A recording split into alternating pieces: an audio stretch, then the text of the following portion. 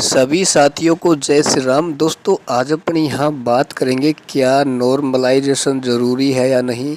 क्या बोर्ड बिना नॉर्मलाइजेशन ही इसका परिणाम है वो जारी कर सकता है या नहीं।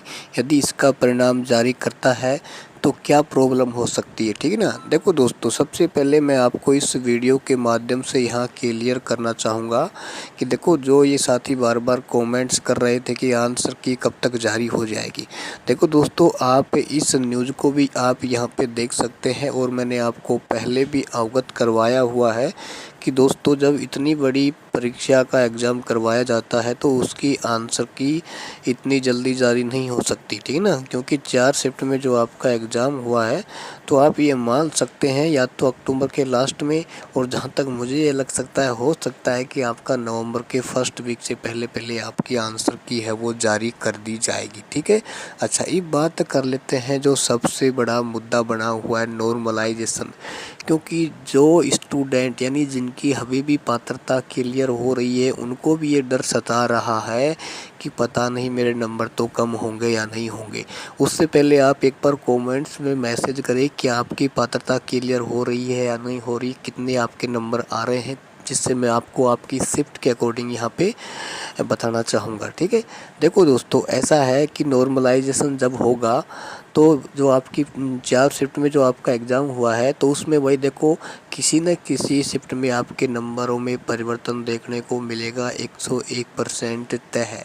क्योंकि जब बोर्ड नॉर्मलाइजेशन करेगा तो बोर्ड के सामने भी कहीं ना कहीं सबसे बड़ी एक समस्या होगी कि किस स्टूडेंट को बाहर करें, किसको अंदर करें।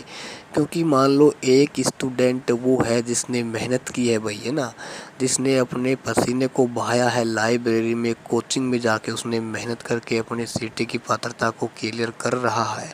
यदि उस कंडीशन में उस स्टूडेंट के नंबर कम किए जाते हैं तो बहुत ही बुरे सपने से कम नहीं होगा ना। और जहाँ तक मैं तो इसकी आवाज़ बार बार उठाता रहा हूँ कि बोर्ड को कम से कम ये करना चाहिए कि जिस बच्चे की पात्रता क्लियर है उसके नंबर कम नहीं होने चाहिए। ठीक है। हाँ, इतना है, जैसे मान लो कि उसके 45 नंबर आ रहे, 45% आ रहे हैं तो आप उसकी 42 या 43% कर सकते हो, इतना कर सकते हैं। लेकिन उसे पात्रता से वंचित नहीं किया जाए।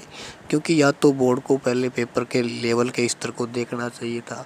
क्योंकि जब पेपर का जो समानता का जो लेवल है उसका ध्यान नहीं रखा जाता है तो उस कंडीशन में नॉर्मलाइजेशन की स्थिति पैदा होती ही है।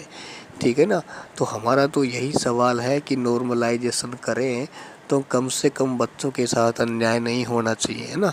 क्योंकि काफ़ी ऐसे बच्चे भी होंगे जिनकी पात्रता क्लियर नहीं हो रही है ना, और मान लो उनका हार्ड शिफ्ट में उनका एग्ज़ाम था तो हो सकता है उनकी पात्रता वहाँ क्लियर हो सकती है। क्योंकि बोर्ड ये कभी नहीं चाहेगा और ऐसा हो भी नहीं सकता कि एक ही शिफ्ट के बच्चे हैं वो अधिकांश को पास कर दिया जाए और बाकी के शिफ्ट के बच्चे कम पास हो पाए, है ना। क्योंकि जो सभी शिफ्ट है उसका ध्यान रखा जाएगा, उसकी एवरेज निकाली जाएगी ताकि सभी शिफ्ट में जो बच्चे हैं लगभग समान रेशो में पास किए जाएं। ठीक है ना। तो थोड़ा सा वेट आपको करना ही पड़ेगा, आपको घबराने की आवश्यकता नहीं है। इतना तो तय है, नंबरों में परिवर्तन होगा।